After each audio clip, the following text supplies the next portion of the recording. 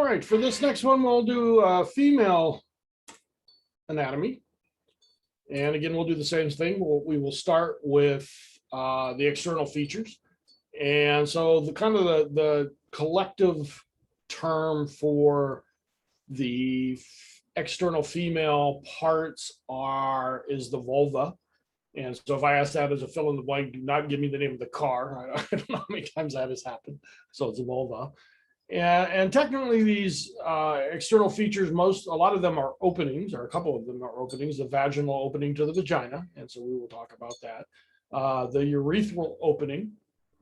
And I want you to know for the urethra, technically it is not a reproductive structure. In males, again, the urethra is what moves both semen and urine. In females, it is just urine. There is nothing going on there with fluids of any kind for sex. All right, and then there is the outer and inner lips. The labia majora are the outer thicker lips for protection, and these can be recognized with pubic hair.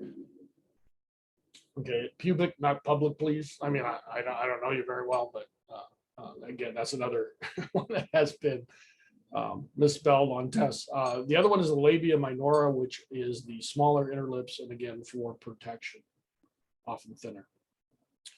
And then the clitoris is the female homologous structure to a penis.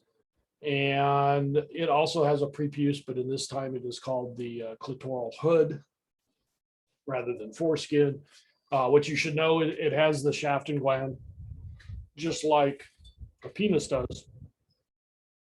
And although typically a lot smaller than a penis, it has all of the same amount of nerve endings in there, and so very, very sensitive. Want to talk about female circumcision, and that is done.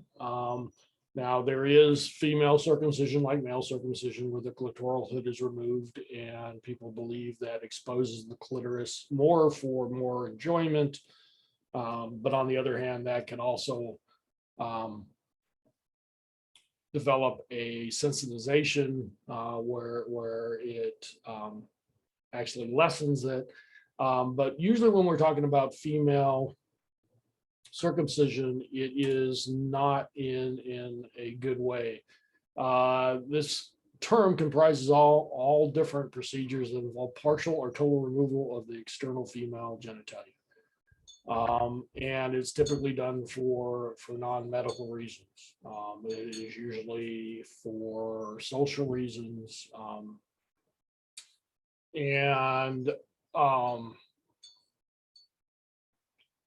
Often it is done to, as some people say, save the honor of our family. It is to discourage women from enjoying and or having sex, especially out of marriage. And so anyway, it is illegal unless medical purposes. In this country, in a lot of countries, still done in some countries. I'm showing you this movie in this picture, not necessary for the movie, but Loris Duria, I think is how you pronounce her name. She wrote a book. She was a model, a supermodel. She was getting lots of money, and she has had this done to her. And she said she wrote a book about how she feels about it, and it was very hard for her to be set up as this thing of beauty sold around the world, yet feeling that she was mutilated. And so she is fighting to get this shut down in other countries. So anyway, I had the chance to see her. Unfortunately, I had to teach, and I kind of regret not doing this. But she spoke at UCLA. A couple of friends of mine had gone, and actually said that when by the time she was on, there wasn't a dry eye in the house. And you have to realize what this means. If they're lucky, and I use that term very loosely, it means it was done in some kind of medical procedure with scalpels and some anesthesia maybe, and numbing. If worst case scenario, it might have been done where the family and or elders of a town hold the girl down while it's done with a piece of broken glass. And so definitely something that needs to be stopped. So I'll just, I guess, leave it at that. Internal anatomy, we'll do structures. The ovaries produce eggs and follicles and produce estrogen. So we'll look at this in a little bit more detail later when we do some of the hormone stuff. So I think I'll leave it for now. The oviduct is actually the other name in humans. It's fallopian tube, but it's an oviduct in every other animal. So I'm not sure why we're so special. But I usually, it's a tube to carry the eggs from the ovary, which was sitting right here, into the oviduct. It goes in the oviduct and it'll take it to the uterus where they will, if fertilized, will implant. Fertilization actually takes part about the upper third of the oviduct. So the sperm has to get all the way in the vagina, up, and up to about the upper third. This is actually when eggs are fertilized.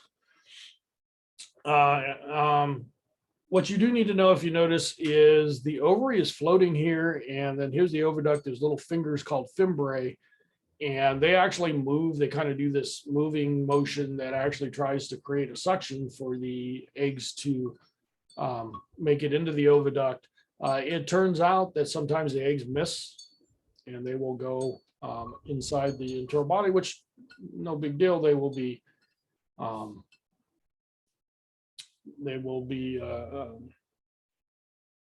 digested is probably not a great term, but they will be broken down. But occasionally what will happen is one of the sperm might make it all the way in. They will be fertilized, and this is called an ectopic pregnancy. And lots of different types. And so you might have heard of a tubal pregnancy. That means it's actually the fertilized egg tries to implant in the oviduct or fallopian tube. Sometimes it doesn't make it all the way out into the uterus. Could go too far and be cervical, very, very low, which often can't be carried to full term. Some of the worst ones, it can be actually inside the body cavity itself. Here they're showing it attached to some, hard to say what it's attached to. But often it will go after the large intestine. That's where, or small intestine, that's where there's lots of blood vessels. And obviously that does not happen. That's very dangerous and needs to be taken from the mom. All right, so let's talk about the uterus and where these things happen. So here's the uterus. Common name for it is the womb. The cervix is really kind of the lower third or quarter of the uterus, and then it's lined inside with what's called the endometrium, which will thicken as the menstrual cycle goes, and then eventually that is what is sloughed off during menstruation.